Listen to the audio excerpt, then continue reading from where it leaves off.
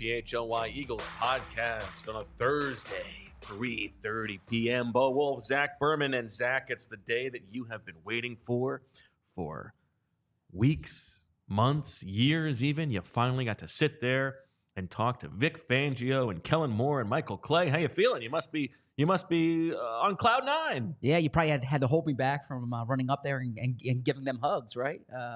It's a nod to a pre-show talk that we had. Zach let it be known that he's anti-hug.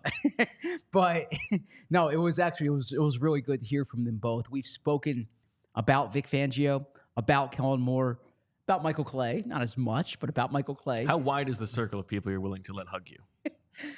A lot. I mean, how about this? Let's you know, Zach, I started it on football. You took it to the hug. Now we're in the hug. Let's return to the hug at the end of the show. I'm sorry, we're here now. You took us here. Let's return to the hug. You diverted us. I'm not anti-hug. I'm anti-unnecessary hug. If you see someone for the first time in a while, hug.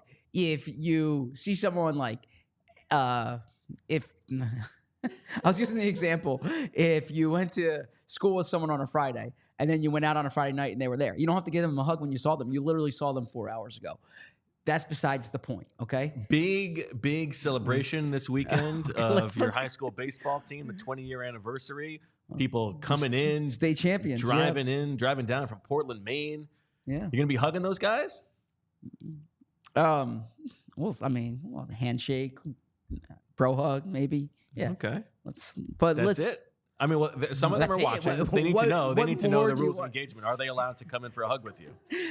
Yes, of course. I'm not guys anti-hug. You haven't seen in a long time. Yeah, I'm not anti. That would merit a hug. Okay. Yeah. You're gonna be hanging when out I with see you in the office every day, I don't come give you a hug. That's my point. I'm also not trying to give you a hug. That's my point. If that's my only point is the unnecessary hugs. Anyways, let's please get to football here. Dude, this is the thing. Yesterday we had Jamie on. Yeah. We talked to Trevor Keegan. We had Baldy. It was a football show. Football guys here to talk about football. You're back, and all of a sudden we're off track. Yeah.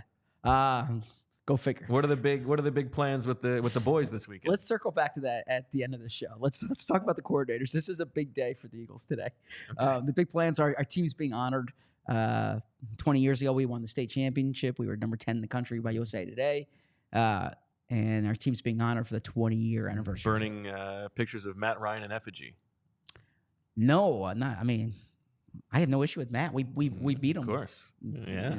But that was the team 21 years ago. That was my junior year. Oh. Yeah. Okay. So, anyways, let's get to the topic at hand. Vic Fangio, Kellen Moore. We've been discussing them throughout this offseason. If you're a member of that high school baseball team watching or listening to this show right now, hit us up with hashtag I will hug Zach or hashtag I will not hug Zach. And let us know what he needs to expect. All right.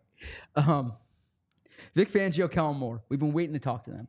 And it was actually great hearing Vic Fangio in particular. I thought he was there playing ball. No pun intended, or perhaps pun intended. But Kellen Moore. Only you can decide whether it was intended or not. Sure. And then Michael Clay. I've been eager to hear from Michael Clay about the kickoffs, the change in the kickoff rules.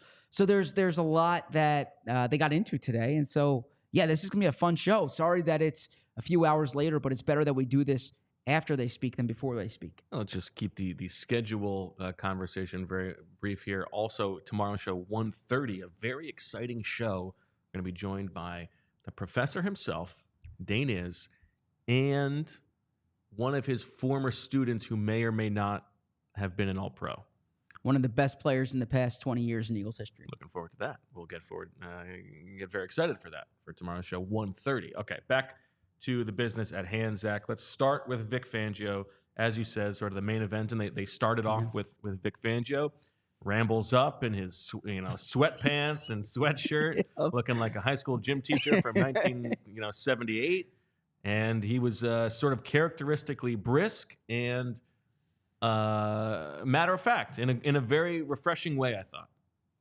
Yes, I like how direct he is. You ask him a direct question, he gives you a direct answer. He doesn't beat around the bush. I appreciate that in a coach very much. I found him to be funny at times. He got up there and he said, who's kicking it off? I could filibuster with an opening statement. And then he said. He made a joke about the Phillies. He talked about why he's here. he's here because he started his career across the street. What 30 or He said 40 years ago? Yep, 84, right? So 40 years ago, and this is a good way to round it out. He hopes this is his last job. He expects this is his last job. Expects job. Still hangs out at the. What'd you make of that? Yeah, that's what I expected too. I think that was part of him coming here was, and he can plant roots here, if you will, or he's an older guy, like he can coach here until he's done coaching, and it made sense when they made that hire. He has autonomy, has a lot of respect in the organization. I know you want to get into it. If it was up to him, he would have been here last year. It certainly sounds like. Portion Desai. Again and again. Idea. Portion Desai is right. Yeah. But let's talk about this because I think it was interesting, and you talk about refreshing, like for him to not beat around the bush here. Yeah. And I think there are other head coaches or coordinators or general managers who might have sort of skirted around this. And he was asked directly, like, if the timing had been different with Jonathan Gannon leaving following the 2022 season, would you have been here? And he said, I think, what did he say exactly? I think it's a fair assumption. That's a fair assumption. That's a fair assumption. So it's nice to get that off. Let's just get that off, get it to the side. We don't have to worry about that. That is the truth. We have talked about that for a very long time. And I think that's part of the reason why he's here now anyway, is because this is where he wanted to be. He talked about his family, his daughter's 2 hours away, his mom is 2 hours away. It's all sort of makes sense. Yeah, he even said that he left Miami to come here, right? So when the Eagles made the coaching changes at the end of the year, and they had that press conference, and like the Fangio news came out, it was fait accompli at that point. Like this was all in the cards for Fangio to come here to be the defensive coordinator. He said, now there were things that happened in Miami that kind of led to his exit, but he had his eye on this job. Like he made that clear that he left Miami to come here. And yeah, I believe his children are in Baltimore, so right down the road, right down 95 that way. Nicely done. Yep. His mother is up in like the Wilkes-Barre area, although Dunmore, shout out to Connor Orr, he would correct us. Dunmore, which is that way. Okay. Yep. 2 for 2. It's taken me 8+ months. Yeah. And finally get your cardinal directions correct. Finally get my cardinal directions right. And he just hasn't. He grew up loving the Philly teams. He could talk about the Phillies ad nauseum. It sounds like he's not happy with the way that Nick Castellanos is swinging the bat right now. He said that he was using the comparison that one game in baseball, before the Eagles. One game in football is the equivalent of 10 games in baseball before they made the change to 17 games. But he's like, so if you go on a 2-game losing streak, it's like a 20-game losing streak in baseball. So he's like, in baseball, you can be patient with Nick Castellanos. That wouldn't happen here. And then he's like, and that wouldn't happen in the playoffs either. So yeah, he's tuned in. He said he asked us not to give them a hard time about losing yesterday. He said, "Yeah, you guys probably didn't give them a hard time." Yeah. And Jimmy, like, kind of very funnily, was like, "Oh, we don't write around the baseball team." Yes. Yeah. So that's, but no, it was great hearing. It was like Jimmy took offense to that. Yeah, I thought it was a funny back and forth. Yeah, that is true. Yeah, Vic didn't have a comeback for that. Vic's just like, next question. But no, he does have great affection for this area. And that's something that if you're kind of drawing up like an Eagles defensive coordinator, one of the things you would probably want from like the fan base perspective is someone who appreciates like defensive football in Philadelphia. And Vic Fangio, now he might not coach the way Buddy Ryan did or coach the way Jim Johnson did, but he does have great affection for this market, for this. He wants to live here. He wants to be here. While we're kind of talking about the administrative stuff of this, he spoke about the 2022 season when he said he wasn't here every week. It was like 95% offense. It was Julia cracking a beer again. It's been a long day. Ice cold Miller Lite. Yeah. Suck one back with your friends, Julia. Yeah. So it was good having him finally. He's been behind the curtain. And finally bring him to the forefront. And then they should put Vic Fangio out there. He's a big figure on this team, and it's always great to hear from him. Well, I don't know that. This has only been one time. Well, I've heard him. Always. Who's to say? I've done conference calls with him in the past. I've done combine press conferences with him in the past. I find the scouting report of him is accurate. Ask direct questions, he'll give you direct answers. And like I said, I appreciate that. And I think it's going to be, Tuesdays are going to be fun this year, hearing from Vic. Before we get on to some of the other interesting things he said, just one last time on the Gannon thing. Yes. Does it change the way that you feel about how that all went down at all, just to have him be so upfront about it?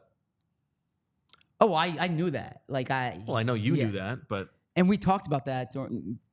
I think Jonathan should have alerted the Eagles about Arizona's interest, because the Eagles were operating under the presumption when the Houston job got filled by D'Amico Ryans, and that Jonathan Gannon was coming back. The only jobs left at that point were Indianapolis and Arizona. Indianapolis had not interviewed him. Arizona had not interviewed him. Right. So the Eagles just won the NFC Championship game. The assumption is that he's coming back. The Eagles can operate accordingly. Now, the Arizona job, like I said, I don't think that distracted Gannon from the Super Bowl. Gannon spoke to Arizona less that week than Steichen did with the Colts that week. But what it did is it hurt the Eagles' plans for replacing him, because the Eagles weren't clued in on it. Had the Eagles been clued in on it, they could have clued Fangio in on it, and Fangio could have held off on signing that contract in Miami to wait for a resolution with Gannon. And in an impossible hypothetical to answer, but I'm going to throw it at you anyway, how different do you think last year would have turned out with the exact same personnel had Vic Fangio been the defensive coordinator? It's a great question. Great question, because I've thought about it, but not. I've thought about what might have been different, but not if the season would have been different. And I think it would have been different for two reasons. First off, I think this is a much better situation for Vic Fangio to step into than last year would have been. But first off, they would have been more patient, right? They definitely wouldn't have pulled the plug on Vic Fangio. Definitely not. I mean, he might have pulled the plug on them. Yeah, so point being, there was Patricia wouldn't have been in the building. Yeah. I'm not saying the Eagles would have been better during the last month of or would have been dramatically different during the last month of the season had they kept Desai, but they basically brought in, they made a ridiculous change, and everyone in the building was kind of confused about what was going on defense. Had they kept Desai, they might have had some communication issues, but I still think they could have been fine during the last. I mean, they literally could not have been worse. Yeah, exactly. That's my point. So so they definitely wouldn't have done that. And I think Fangio, I don't want to play into this narrative, although it is something that I've heard, that Desai didn't kind of have the respect of everyone in the room at times, right? But Fangio probably commands that respect. And even in Miami, when there was reports of him rubbing people the wrong way, if you will, it's not like the players aren't listening to him per se, right? No, I mean, am I think there was some characterization that maybe some guys in the secondary were freelancing a little bit, okay. but I could be wrong. Or that, yeah. So look, Vic Fangio comes with gravitas, and so it could have been different in that regard. And then the last thing is the Eagles really didn't do much as far as veteran defensive help last year, right? I know they drafted Jalen Carter, they drafted Nolan Smith. But after they lose C.J. Gardner-Johnson, they don't do much. I mean, they signed Terrell Edmonds. Linebackers, they kind of waited until training camp. With Vic Fangio here last year, perhaps his thumb is on the scale a little bit more than Desai's would have been, and they could have had perhaps better defensive personnel a year ago. Yeah, I mean, there were a lot of reasons why the defense was due for regression last year. No matter who the defensive coordinator was, I think it would be impossible not to think that the defense would have been a little bit better with Vic Fangio at the helm. But I think that there's no doubt that coming off of, instead of having to step in for a defense that went to the Super Bowl and set the franchise record in sacks, to now come in for a defense that kind of stunk, and you were supposed to be the savior, and now you get to come in, and the personnel is a lot better than it was last year in most places. Although I guess we could sort of argue that. I think the front four, the front seven even, well, certainly the defensive line is not as good as it was last year on paper. The secondary is a lot better. Anyway, I think that the general take is that like he is much better set up for success. Plus, like all of the you played till the end of the season, you had less time. Like there's all this regression that's baked in anyway. So like Vic Fangio is set up well. We will see how it turns out. But and then the last thing too with that is the schedule comes out Wednesday, of course. But the Eagles aren't going to face this gauntlet of quarterbacks that they faced a year ago either, and like that factored into it as well. Yeah, good point. It's a little bit peachy for him. Yeah. Sure. Okay. All right. Some other things that he said that caught our attention, Zach. I think from a coaching philosophy standpoint, and this is sort of characteristic. Like you would think, like this is an old cantankerous head coach, and he sort of played to script there, talking about how players these days maybe we don't expect enough of them. Like they're willing to work hard, they want to be coached hard, but not everybody on the outside is willing to give that to him. So like that's what he's here to do is to coach them hard. I thought that was interesting. Yes, I mean, whenever you hear different coaching philosophies and coaching theories, and I think take it a step further because I think you summarized it well, is to see how this meshes with Nick Sirianni. He was kind of lamenting load management in the NBA when literally that's what the Eagles do during training camp is they load manage more than any team in the NFL. So it's interesting to see. Now the Eagles. I do think that's a fascinating dynamic, and I asked him about it at the end, and he sort of no-sold that. Was like, you've got Nick Sirianni, who's like Mr. Pep over here, and like all about players. We know that he has an angry side and he's tough on the coaches, right? But then you've got Vic Fangio, who's like a total opposite. Like, how do those guys mesh? It's like, we're fine. We're football coaches. Yeah. So the Eagles do have a different schedule this year, and we'll kind of get into that as the offseason progresses or as training camp nears. But it is worthwhile noting that Vic Fangio very much believes like these players need to be pushed. And I think that is where Nick and Vic are similar in that Nick is not afraid to be confrontational. Is not afraid to push players. And there's that scene that is memorable to me, at least in the Eagles-Commanders game in 2021, the game that was pushed back because of COVID, right? Or preceded Nick having COVID. Right. Yeah. And Nick and Jalen Hurts are like screaming at it, or Nick screaming at Jalen Hurts on the sideline, very animated way. And then Jalen goes on and has a great game. And Jalen says, I want to be coached hard. Like we're both coaches' sons. We understand how this works. Just like Kellen Moore, by the way. We'll get to that. That seemed like an interesting thread. But yeah. So I think Nick does believe in kind of in pushing and being tough, but Nick also very much adheres or acquiesces to the idea of like this is what the training staff says. This is the way to practice. And Vic Fangio, I didn't get the impression that he totally believes in that part of it. I also think Nick is told to adhere to and acquiesce to what is told to him from the sports science department. Sure. I think that's part of the deal here. Exactly. Yeah. So I think there are probably some things where they may move the needle a little bit, maybe like the kinds of things they do during the off season in the spring, and maybe a little bit during training camp. But I think generally speaking, you're not going to see the Eagles out there having the toughest training camp you've ever seen. Be worth monitoring. Here you go. All right, we'll get to more of what Vic Fangio said, but first, let me tell you about our friends at Rocket Money, because I'm a Rocket Money user myself, and it has saved me a lot of money. Zach, unfortunately, he got something you're gonna have to pay for over the next week or so. I know you're bemoaning that. Yes. Tough break for you. I know. Tell me about it. The good news is, think of the money that you have saved from all the subscriptions that you might have had that you no longer have to pay for. You multiply that by a couple months, that new tire is gonna come out in the wash. No big deal. Thank you, Rocket Money. Rocket Money is a personal finance app that finds and cancels your unwanted subscriptions, monitors your spending, and helps lower your bills so that you can grow your savings.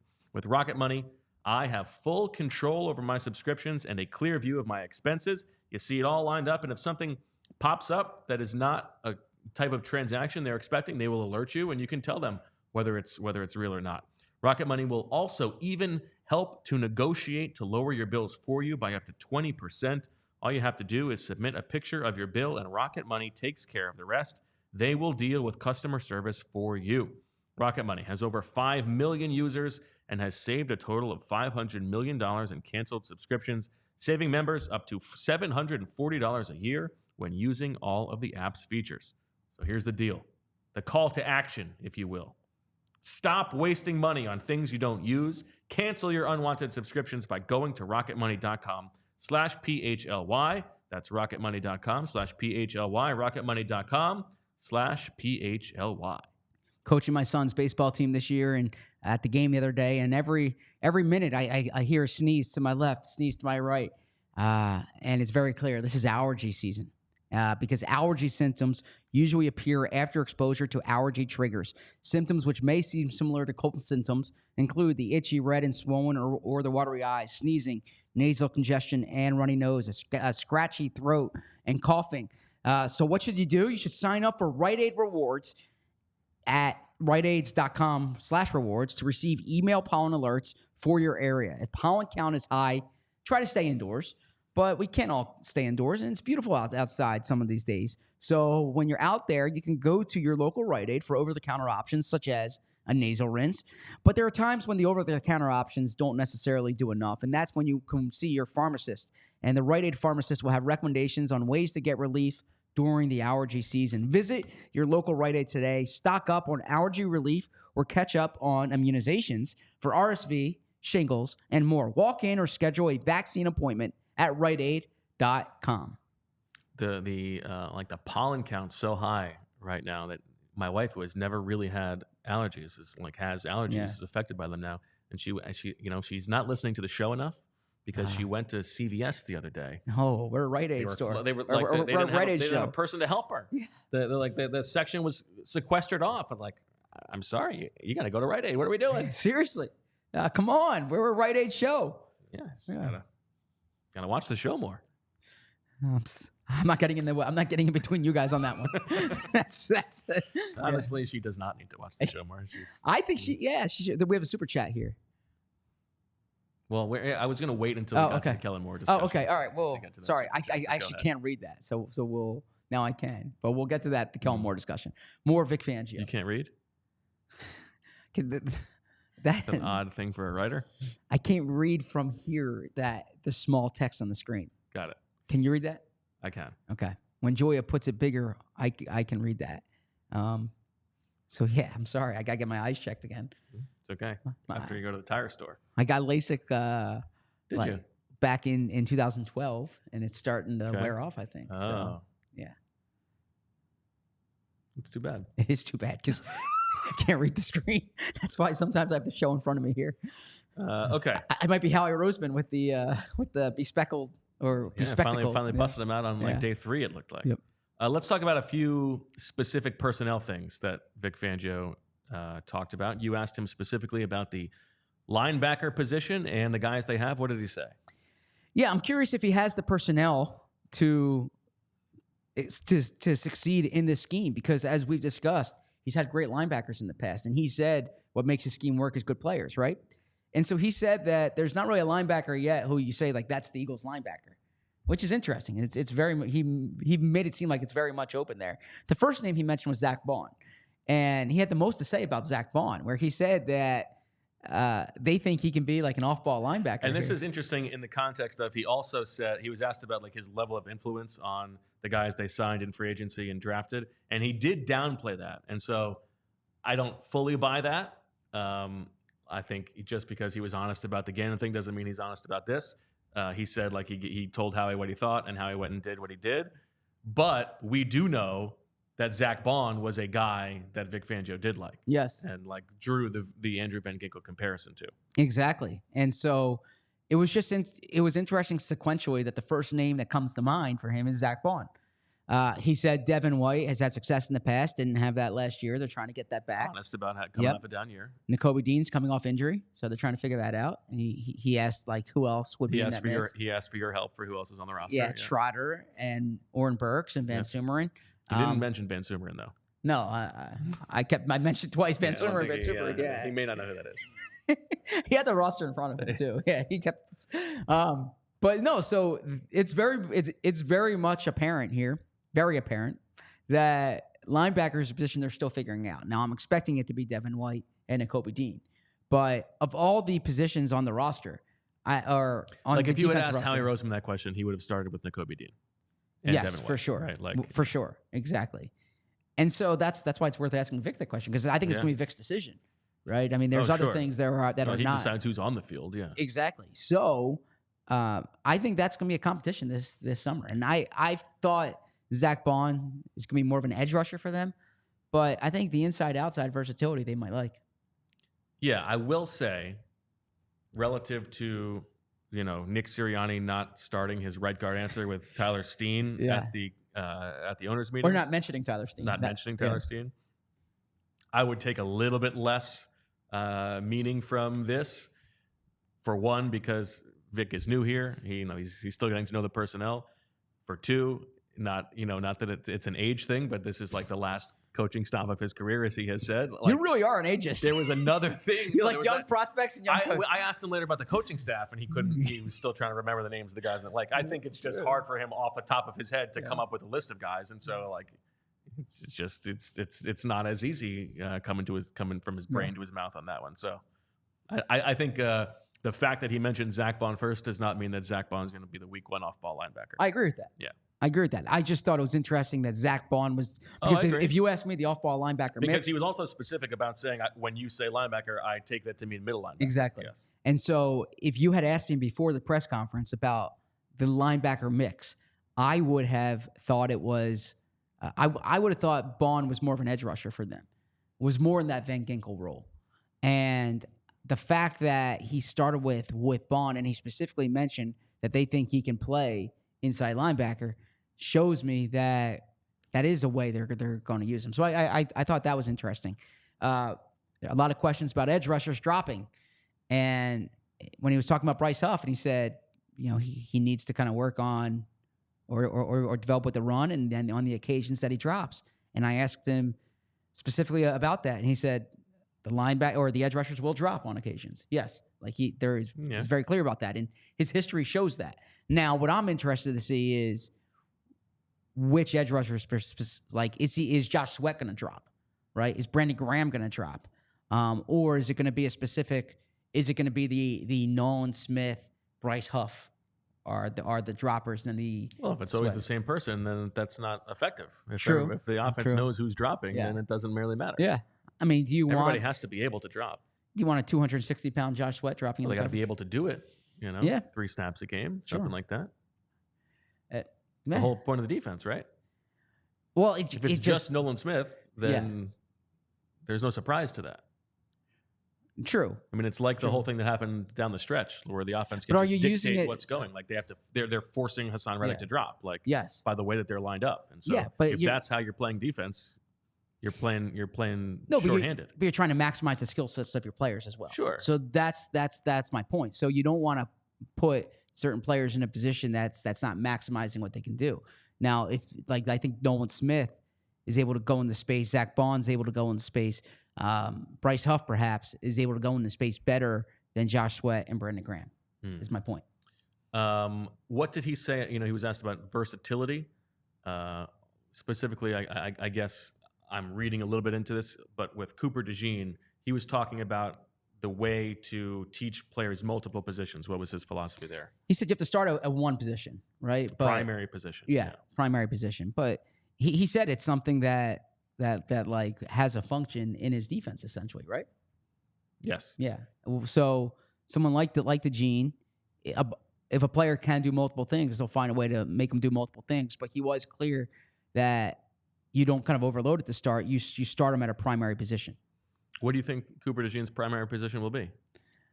I think Cooper DeJean's primary position is going to be, like corner, slot corner. I don't think safety. I keep hearing safety. Between. Yeah, well, I think actually, I think it will be slot. I think so. I kind of think so too. Yeah, I think that they have. I mean, I'm assuming Bradbury's not on the roster, so I think they're going to have 3 guys who can play on the outside that they're comfortable with: Slay, Mitchell, Ringo, and then you can put Ricks in there as your 4th. But your 2nd round pick, DeJean, I don't think it benefits DeJean being like the 4th cornerback when I think he can be the first guy in the slot. Right. So, okay. Last thing, what did he say about his perspective on like everything Sean Desai went through last year? Yeah. So let me not pull a whole this. lot. Well, he said anytime it goes bad like it did, usually everybody has their fingerprints on it. It's not just one thing or one person. And he was asked, like, great inside baseball here about this is now the point of the podcast where the email has come through from the Eagles PR department with the official transcript of the press conference. So now we can actually read the precise quotes. Yeah, and so he was asked the version of a question of like adapting game to game like the Eagles did last year, and he's basically saying, you're basically saying they played bad and you have to figure out how to make it work, right? And so he also said that like last year there was a lot of stuff going on. They did not play well, but he said you always kind of go back to like your simple terms when things aren't going well. Got it. Yeah. No, like, boy, they really screwed my boy over there. No. Or anything like that. Yeah. No. Quinyon Mitchell, he said he has good movement, good size for a corner. He's going to have to adapt to the NFL game, covering NFL receivers, NFL schemes. There's a lot to learn. I asked about Jalen Carter because, look, I don't want to give Jalen Carter the Fletcher Cox treatment, but I do. I want him coming on the show once a week. That's true. Yeah, absolutely. But to kind of be like a bit of like an Eagles historian, I don't like when I say that. As someone who's I hope you like when you say it. You're going to be saying it a lot over the next few months. Who's covered the team for some time here. I remember specifically when they hired Jim Schwartz as defensive coordinator, so 2016. And a big point of emphasis was that we're building around Fletcher Cox. And we have a defense here that is going to maximize Fletcher Cox. Like, that was the message. I remember him specifically saying, and Ndamukong Suh and Marcel Darius. And he was going through, he's like, this is a system that, Albert Hainsworth, this is a system that can get the most out of these players. Like, I know how to use a guy like Fletcher Cox. And Howie Roseman even said then that, like, our building block is Fletcher Cox. And so the reason I brought that up with Fangio is because there's a lot of important guys on defense. I think it's fair to say that Jalen Carter's, like, if everything goes well, is the centerpiece of the defense. I think that's probably fair. Yeah. Top 10 pick, taking over for Fletcher Cox essentially. And I said, how do you plan to maximize Jalen Carter in your defense? So that's why I asked the question in that way. And he said, I think he's talented enough that no matter what we do with him, we'll be maximizing him. He's got to get in great shape, which I think is off to a great start here, so we can play him a lot. So the snaps are going to be high based on that. And I mean, he really didn't give much there, but I am curious to see, because if you told me last year, like, or if we talked this time last year, which we did, I would have said Hassan Reddick's like the centerpiece of this defense. Like, I don't think Bryce Huff or Josh Sweat or Nolan Smith is like the focal point of the front seven. I think the expectation is that Jalen Carter will be the best player on the defense. Exactly. Yes, I think that's fair. And so that's why planning needs to start around Jalen Carter in that regard. And he's the one who I think opposing offensive coordinators are going to circle, to use the Fletcher Cox analogy. Jim Schwartz said every game plan starts with 91 for the other team. So I'm very curious to see how that works out. All right. After we talked to Vic Fangio, we heard from the baby-faced coordinator himself, Kellen Moore. What did you learn from the former Cowboys and Chargers play caller? Well, I didn't put this together real quick. I received a response when I put the picture up on Twitter. Okay. That, are you sure that's not Bo Wulf? Have you gotten Kellen Moore Bo Wulf comparisons? No, but didn't I say the thing about like he looks a little bit? Who did I say looks like a mix between me and Joe Dolan? Was it Kellen Moore? It might have been. I forget. Okay. He also looks a little bit like Hayden Winks from Underdog, I feel like. Okay, I can see that. Yeah. Yeah. Kind of a bit of a doughier face than Hayden Winks. Jeez. But he's got a very cherubic face. It's like a lot of okay, don't you think? Yeah, I mean, this guy was a Heisman Trophy candidate. Like, what is that connected to about anything? Fair enough. So, anyways, the big thing with Kellen Moore is blending. This is supposed to be a blended offense this offseason. It's going to blend. You ever use a blender? Oh yeah, quite a bit. Got a But good, like a big old like honkin' blender, or are you using one of those like magic bullet situation? no, for our wedding 8 years ago, we got a good blender that I still use. The problem is I'm not a great blender cleaner. Okay. Oh. And so sometimes, so I'm making my smoothies and I will like wash and rinse and what, but then you get like the strawberry seeds attached to the sides of it. And my wife Emily, she's fastidious and she like wants everything spotless. And so she would we would have fights over like not fights, but like arguments over Knockdown, drag out. arguments over like the way I left the blender. So I probably used the blender less in recent years because it's like I just don't want to mess with that anymore. But Okay. but yeah, there was a point in time when I was a smoothie a day guy. I'm looking at we got Hayden Winks here and Kellen Moore. Julia, I don't want to give you extra work here, but if you pull up Zach's photo from Kellen Moore from his Twitter timeline, I also put it in Slack and just do an image search of Hayden Winks. I think it's spot on in the face, doughy Hayden Winks. But what I'm also learning here is that if you Google image Hayden Winks, you're also getting some photos from his high school basketball days. He's on Max Preps. This is good information. Look at that. Yeah, he's got some height. Time. He's got some height. Good for Hayden.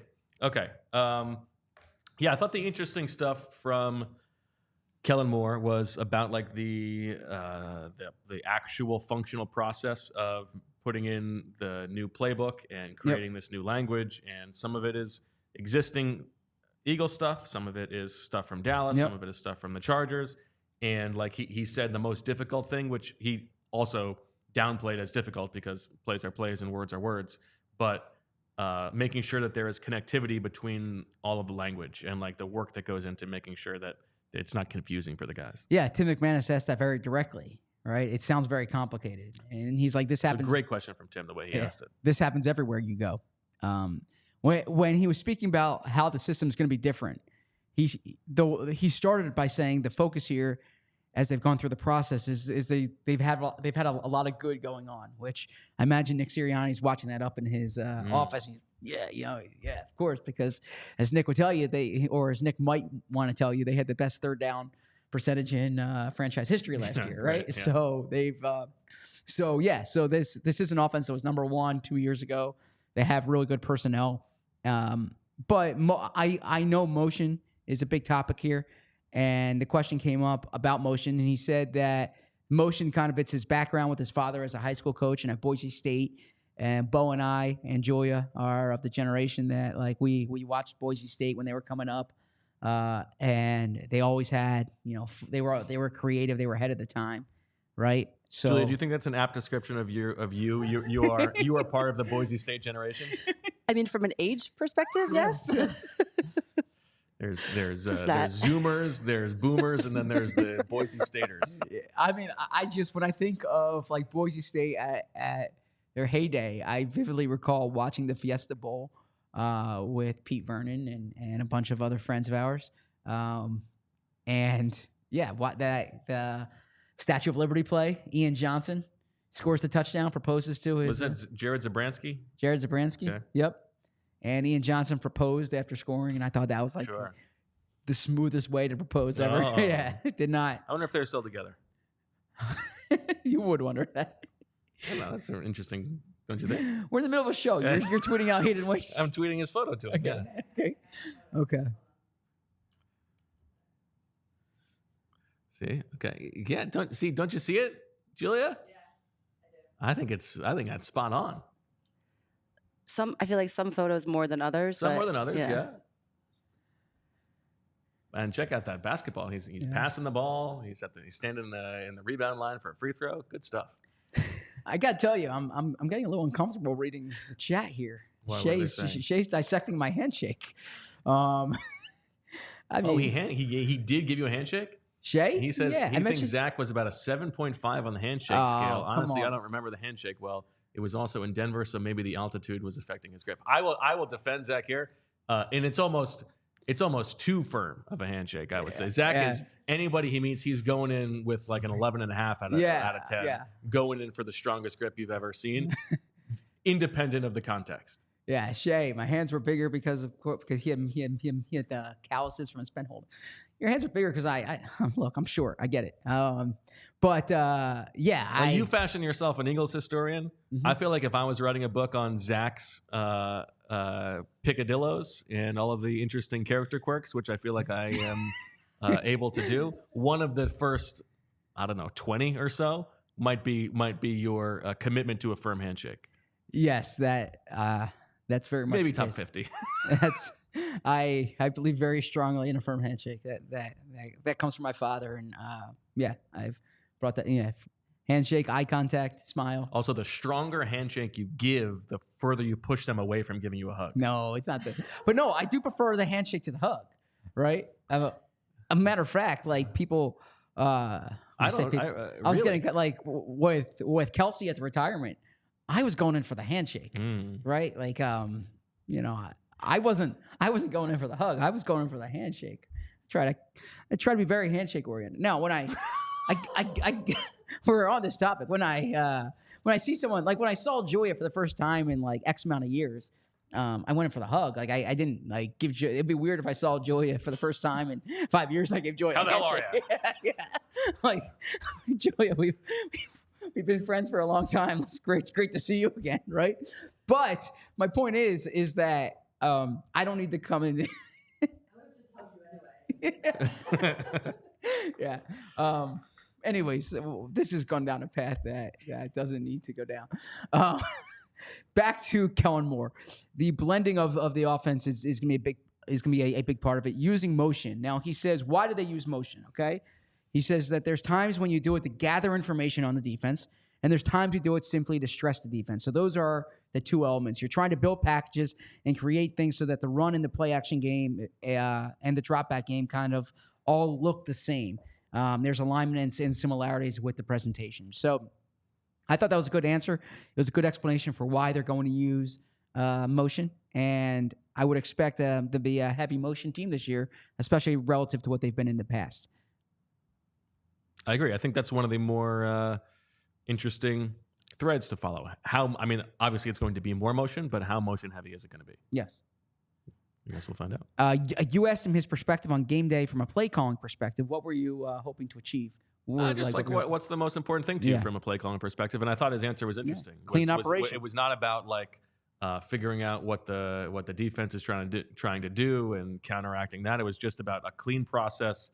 Give the quarterback everything he needs in a very quick and understandable way so that he can get to work. And I think that's part of like he's a former quarterback in the league, like, and he said the same thing about pre-snap adjustments. Like, you got to trust that guy. He's the one who's seeing everything for real. Just let him work, give him the tools that he needs, and get out of the way. You're right. Yeah, I think that makes sense. And I also think I might be projecting here, but Kellen Moore's background as a quarterback probably factors into that. And I know there's a lot of coaches who are quarterbacks. What? You must have just been spending that the entire time I was talking, reading the comments, because that's what I just said. No.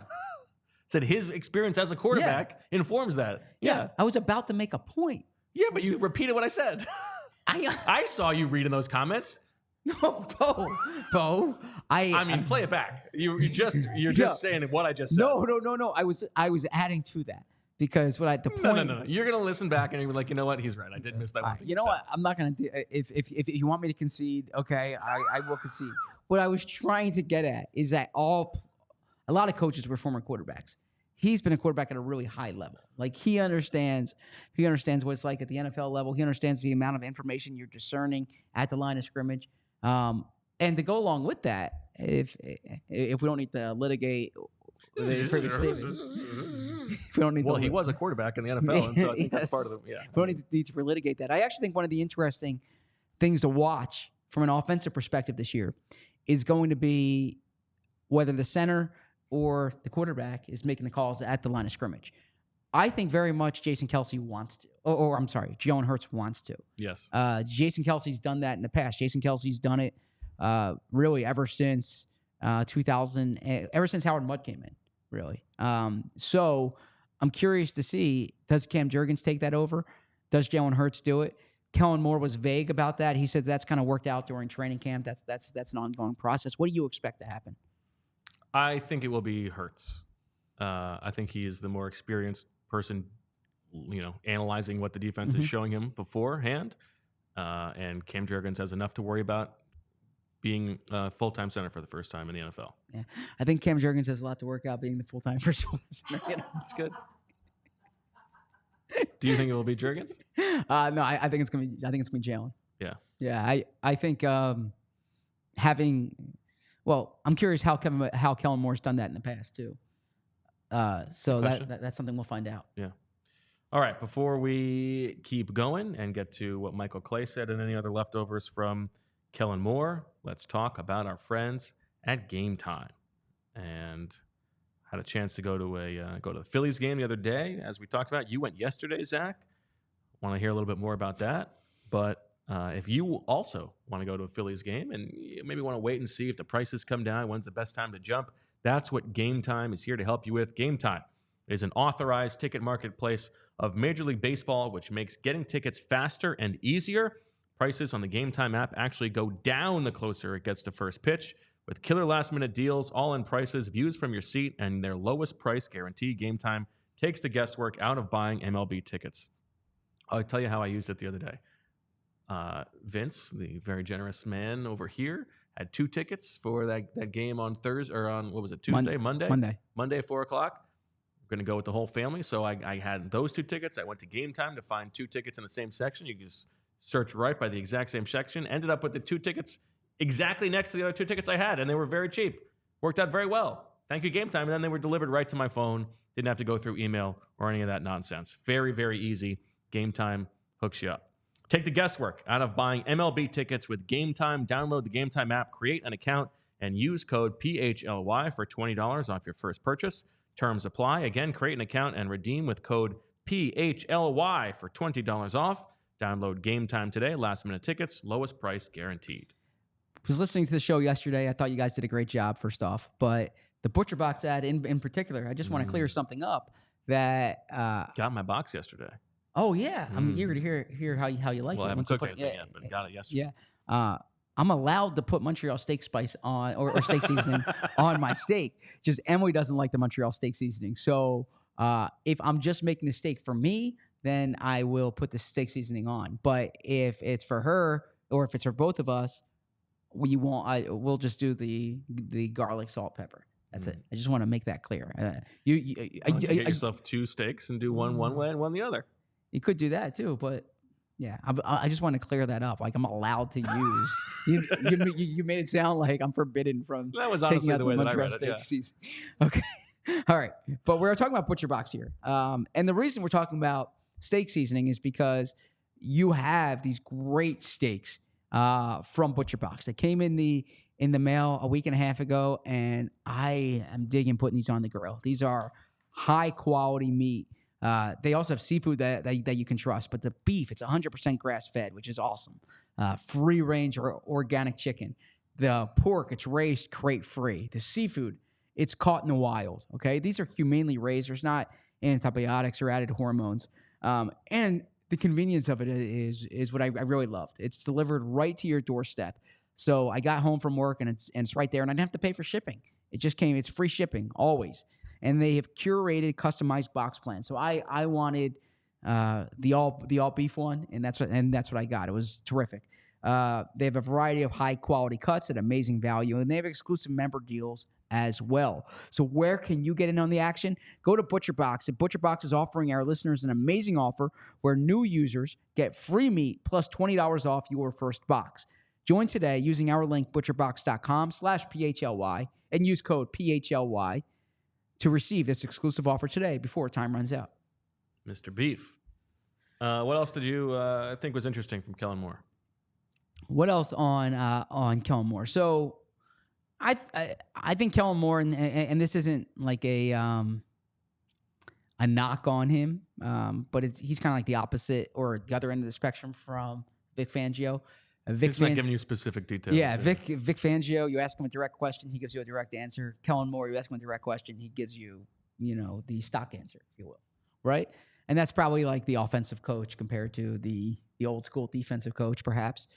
But what else came from him? Jalen Hurts, he talked about kind of Jalen Hurts is the unique skill set that he has. I don't want to suggest that like this is the first time he's been exposed to a mobile quarterback, because Dak Prescott can move very well. Now, he had Dak Prescott coming off an injury at one point. Sure. Right? But he doesn't move like Jalen Hurts moves. Doesn't move like Jalen. That's true. But when Nick Sirianni came in, like Nick Sirianni and Shane Steichen really didn't have a quarterback with that type of mobility. I mean, they spend most of their time with Philip Rivers. Andrew Luck could move, but I think by that point he was moving a little less. So, it is pronounced though. Yeah, he does want to lean in to that aspect of it. He tried to downplay like how much this is going to be his offense. Like we said, he really kind of talked about the blending of it. You asked him, I always like your questions to kind of push into the personality of the guy. You asked him about coming from Dallas and the background. Like how much like in the building are people just every now and then. I feel like Howie would be the one who would be giving him crap around the building for being a Cowboys guy or something. But he just said, it is weird being from the division. Sure. But, he talked about the interview last year that he had, or 2 years ago, 3 years ago now. Yeah. And he mentioned how that really exposed him to the people in the building, and it was a place that he would want to work. And knowing Howie and knowing Jeffrey Lurie. Answer that one twice. Answer that one twice. It was so good. He got it twice. Yeah. And then he was asked about last season and the offense growing stale, and he said he wasn't around. He's focused on 2024. Yeah, doesn't have to answer that one. All right, how about Michael Clay? You were looking forward to talking to him about the new kickoff rules. Yeah, eager to hear from Michael Clay. And he said this is new for everybody, right? They're all trying to figure it out. And you asked him a good question, too. I don't want to put words in your mouth, but I'll give his answer. He says, like, you don't want to overcomplicate it, because you can come out trying to be real innovative from the beginning, and then you get caught up in penalties, and it's actually a detriment. It was an interesting answer. I asked him, like, there were a lot of questions about it, but I wanted to know just from his perspective, are you, when this rule comes down, are you more like excited about, oh, this is an opportunity to put in some new stuff in the return game that maybe we can spring something, or are you more worried about from a coverage standpoint, oh, they're going to be throwing a bunch of stuff at us, we got to be prepared for it? And he said when it's so new like this, you just have to get the basics right, and it's about educating the players on like what the rules are, and it's a new play. That means there are going to be new penalties, which I hadn't really thought about it in quite that way. And so, we got to get the basics right, and then once we get that stuff in, then maybe we can get sort of fancy. Yeah, I found it interesting that he said you have to get the basic right, and then you can get sort of fancy. That time I did it on purpose, yes. As opposed to the second time when you also did it on purpose, and you're going back to the well, the same joke. If I could get a laugh out of Julia, it's worth doing, right? I thought that was a good answer, because that was not what I expected. I thought you would try to be innovative, but that was good perspective. I asked how kick returners are going to be different, like the type of returner, because that's something that I heard coming out of the owners' meetings, was that the style of return is more comparable to a punt now, maybe, than like a kickoff return, or it's more like a running play. Yeah, so it's more like you would want a traditional running back there. Okay, yeah, that there's not as much space to navigate in, right?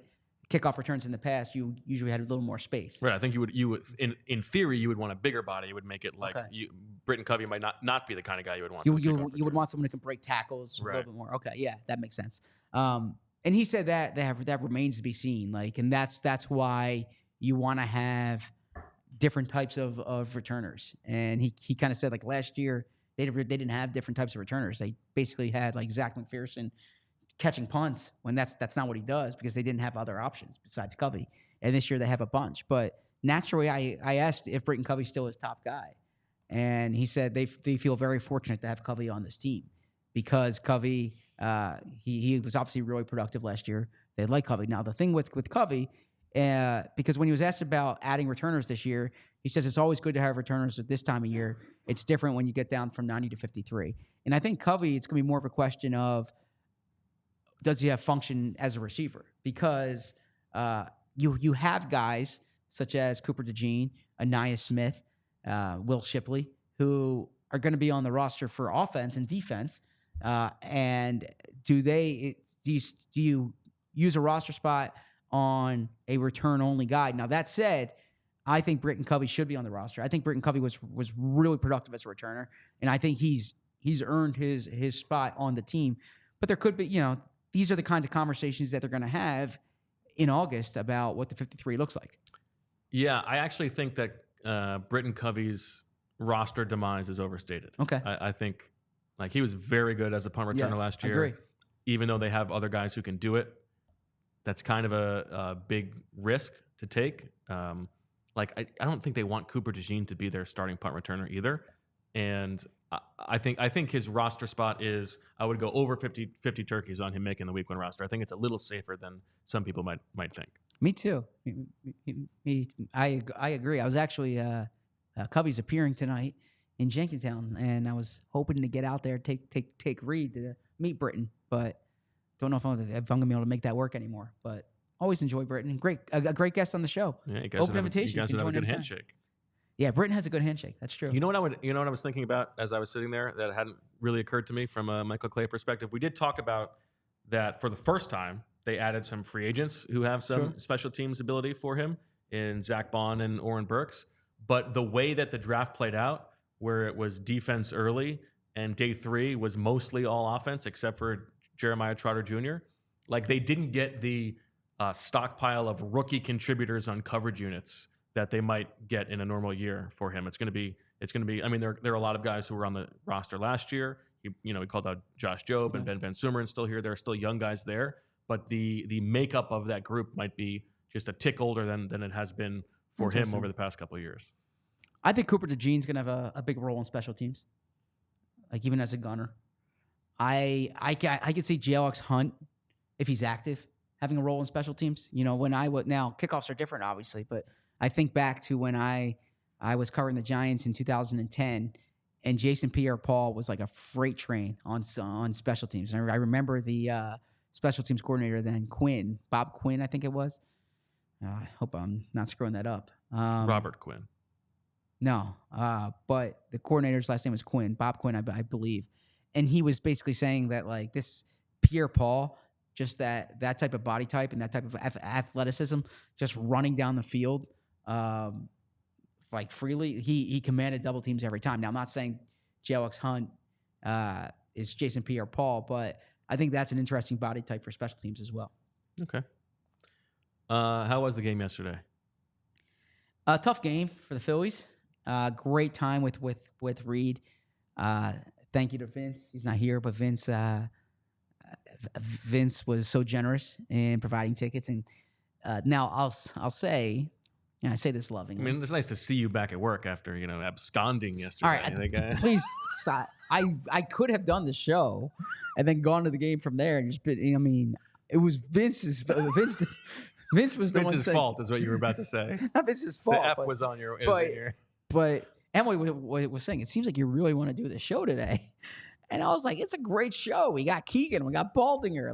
This is a fun show. You got Keegan on. This is a fun show, yeah. And I was listening to it, and I just wonder, what kind of example you're setting for the younger generation when you take off a Wednesday in the middle of the workday, in the middle of the work week, Well, quite literally, Reed doesn't understand your sense of humor. So at the top of the show, which was I listened to it in the car.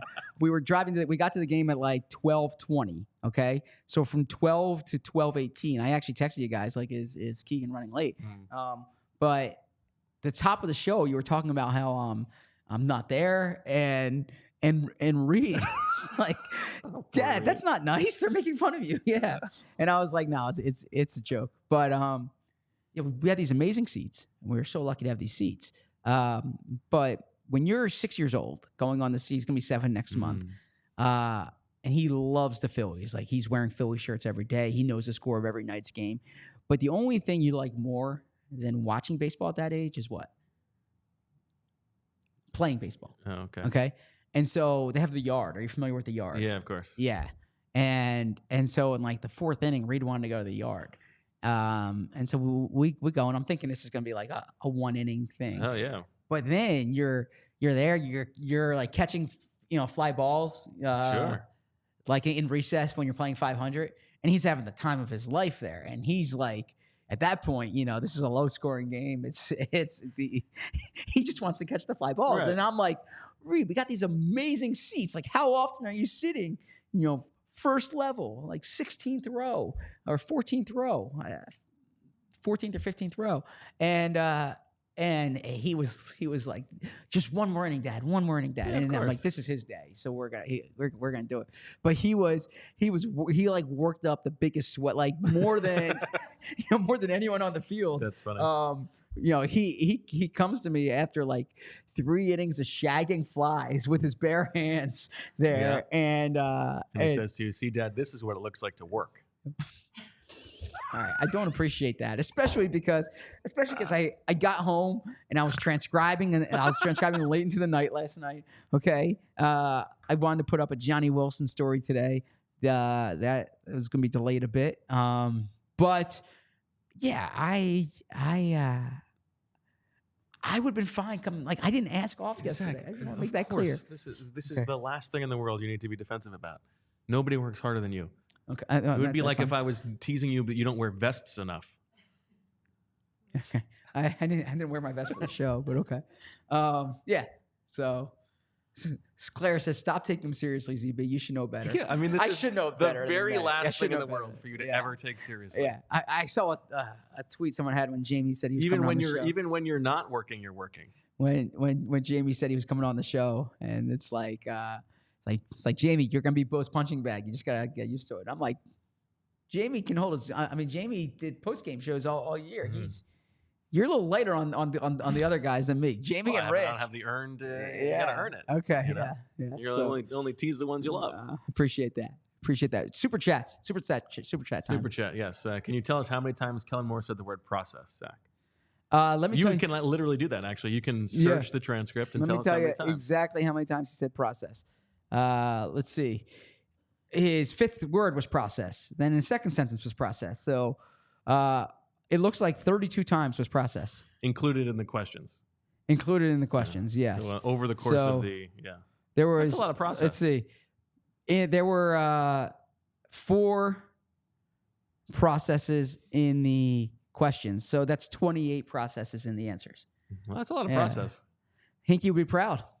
Yeah.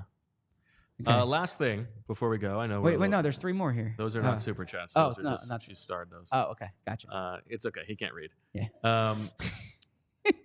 The last thing I want to ask you about, Zach. Yes. We're over a little bit now, but that's okay because we got a fun show tomorrow. I have not listened to all of the Deshaun Jackson, LaShawn McCoy, Chip Kelly podcast. Yeah, I that did. is out today. listened to all I'm of it. about 60% of the way through. Was listening to it before the show, but I thought there were some interesting nuggets in there. What is your general takeaway on that conversation? It was awesome. I mean, I wish I could have had that. I wish I could have heard that in 2014. It could have helped, or in 2015 for LaShawn. It could have helped inform my coverage. I mean, I've been trying to tell you some of those things for a long time, but that's okay. No, I mean directly from them. I know that. Yeah, I mean, look, I've heard this stuff too. Okay. Okay. I think some of the stuff was pretty damning for Chip. I'm gonna be honest with you. Like the Rock Carmichael anecdote, that's just wrong. In my opinion. For those of you who haven't read it, this yeah. is Chip Kelly calls Rock Carmichael into the office, and according to LaShawn McCoy, tells him he needs to be more presentable and needs to have a haircut more like Shady, as opposed to his, which was a little bit more grown out. Yeah. So yes. So now some of the stuff like Deshaun took umbrage to Chip Kelly saying on the first day that there's no starters and everyone has to kind of earn their role. Like that's just what new coaches do. Yeah, that's more about the message to the team as opposed to the star players, right? So look, I understand there's multiple sides to every story. I get that, but when you hear LaShawn, you hear Deshaun, and those are 2 high-profile guys, and of course, like they were both jettisoned by Chip, so there are not. It's like when my grandmother tells me I'm handsome, right? Like she's not an objective narrator, okay, but.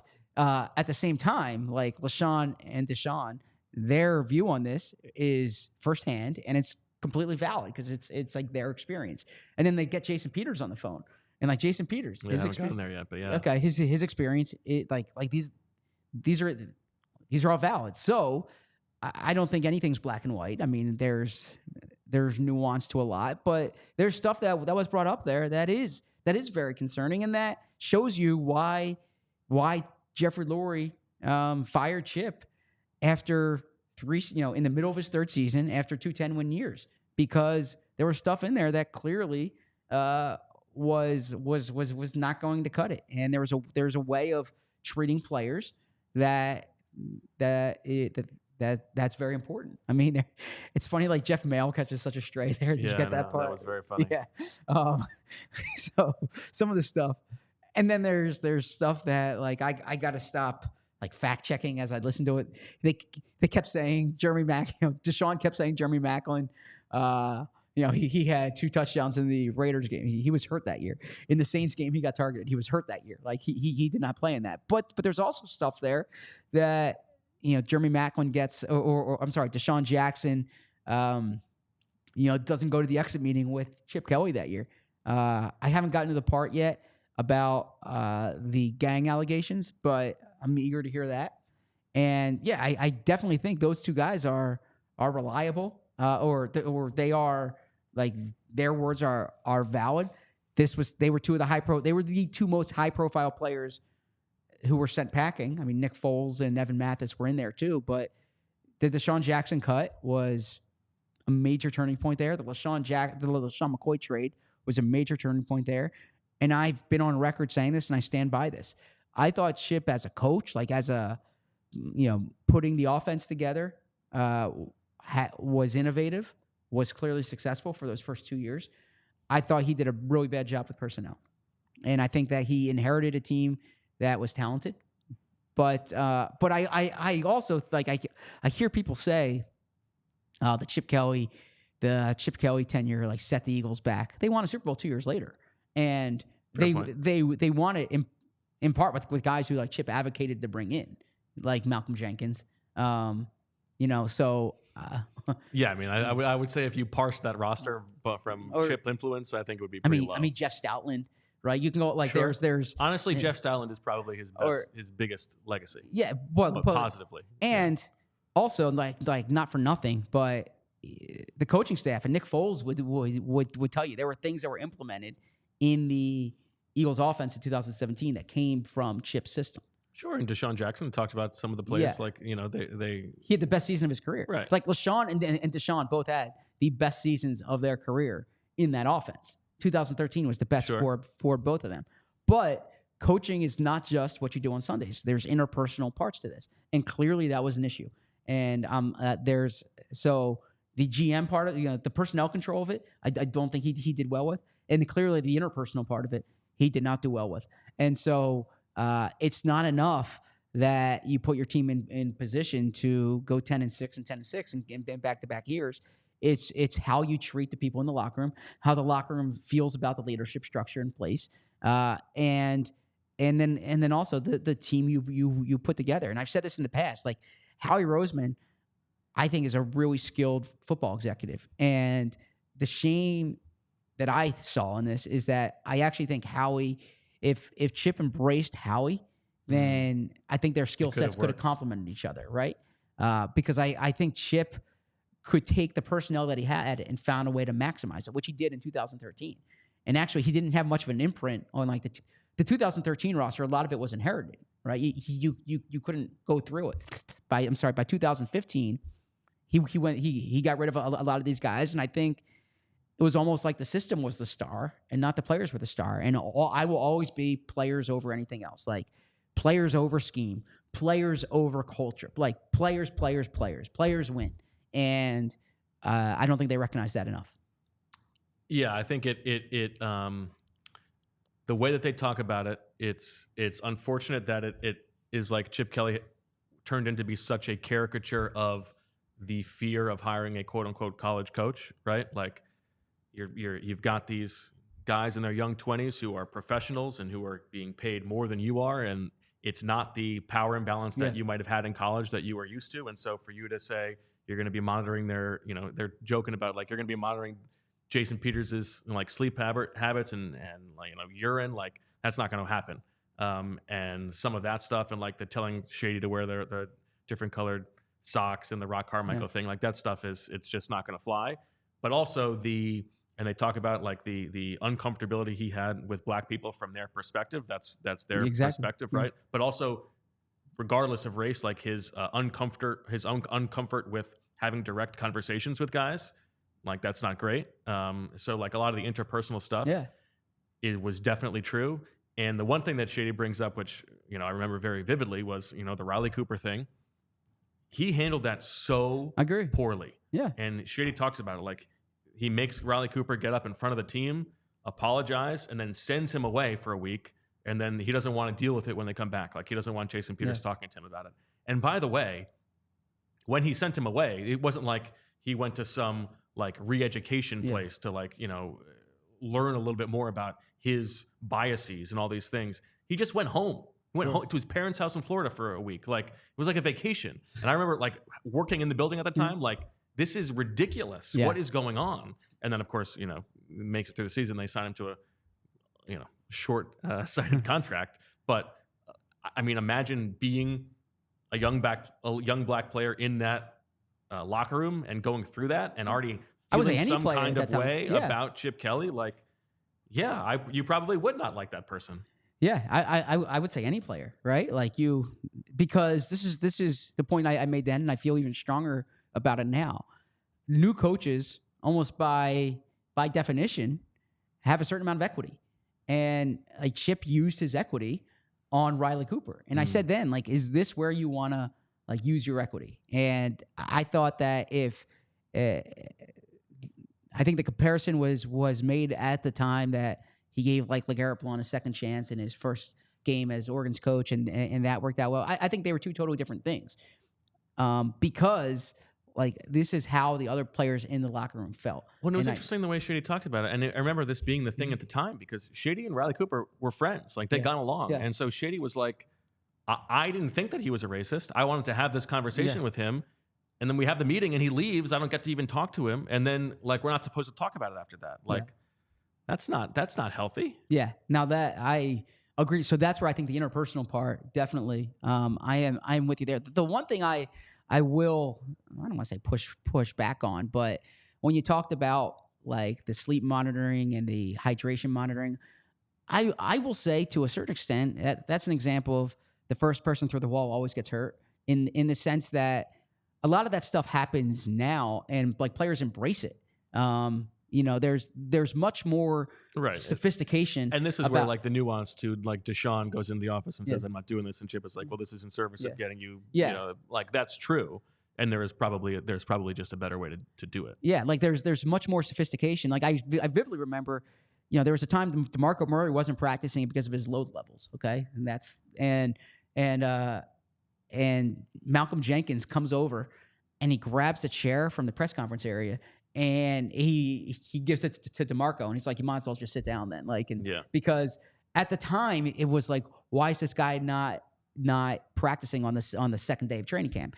Now you fast forward to 2023, the Eagles don't have practice the day after their first day of training camp. Like there are things in terms of hydration, things in terms of sleep, things in terms of, you think back to the cafeteria when you were there, like Fast Food Fridays, and I'm not in the cafeteria anymore, but now there's like color coordination for everything. Like don't eat this, eat this, have a certain amount of this. So it might be like the requirement of it might be a little much, but I also think that some of that stuff, it was done in the service of the players, and the Eagles were a little ahead of their time. And actually, I mean, I've spoken to like Jeffrey Lurie about this. There are things that the Eagles still use now that were brought forth by Chip Kelly that they weren't using back then.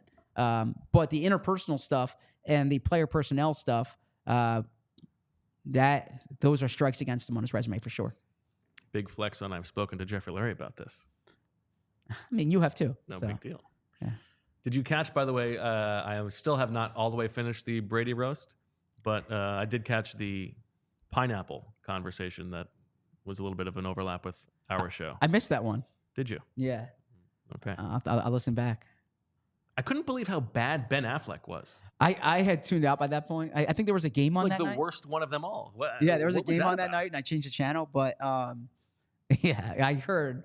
I heard that. I actually thought like. I have 2 other takeaways. Go ahead. Wait, so I didn't understand why they had the celebrity and the comedian roasters. I thought the football people were funny enough. Oh, I disagree. I think a lot of I don't know why Kim Kardashian had to go up there. Well, yeah, I mean, it's they're pulling out the stops. You get the A-list people. That's great. But I mean, I think the actual comedians were the best ones for the most part, and that makes it much better. But I do like Kevin Hart. He's so proud of Bill Belichick for doing it. Give me a break. Like we don't have to like give the guy a handshake for doing it. Like all these other people are doing it. It's not that big of a deal.